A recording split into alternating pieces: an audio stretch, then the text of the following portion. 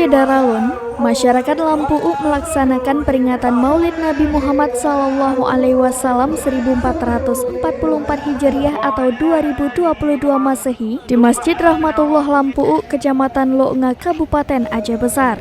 Masjid yang menjadi saksi bisu kedahsyatan tsunami Aceh pada tahun 2004 silam hingga saat ini tetap menjadi tempat bagi warga beribadah dan beraktivitas.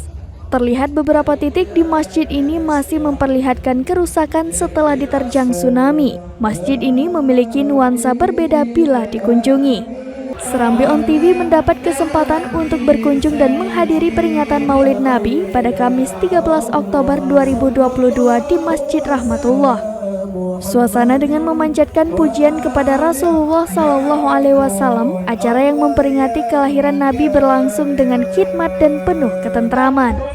Kepada Serambi On TV, Imam Mukim Lampuuk Tengku Muntaran menerangkan, acara peringatan Maulid Nabi ini dilaksanakan setiap tahun di masjid tersebut.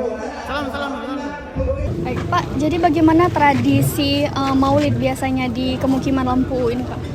Tradisi di Maulid di Lampuuk memang tiap tahun ada begini dia. Malah kami ini satu kampung ini terdiri dari 5 desa. Kemudian tamu-tamunya ada yang tamu dari luar, kemudian tamu-tamu tetangga desa, karena maksudnya dari kecamatan. Di kecamatan itu dari Musibah habis semua tuh. Iya. Ada kemukiman lain di sini juga ada. Berarti tamu-tamunya dari mana-mana saja, Pak? Ada yang dari luar, dari yang dermawan-dermawan ada, dari SBA, Semen Andala, dari itu ada PT dari Semen Andalas. Kemudian kemukiman dari anggota dewan yang memang partisipasi kampung. Ya. Kemudian dari desa-desa, mukim-mukim lain di Kecamatan Loenga, Caman, semua itu ada. Oke, untuk hidang memang dari masyarakat setempat, Pak? Hidang dari masyarakat setempat. Berapa banyak, Pak? Sekitar 110.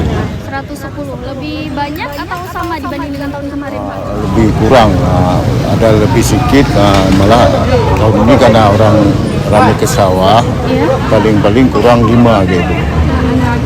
Baik, terima kasih, Pak ya.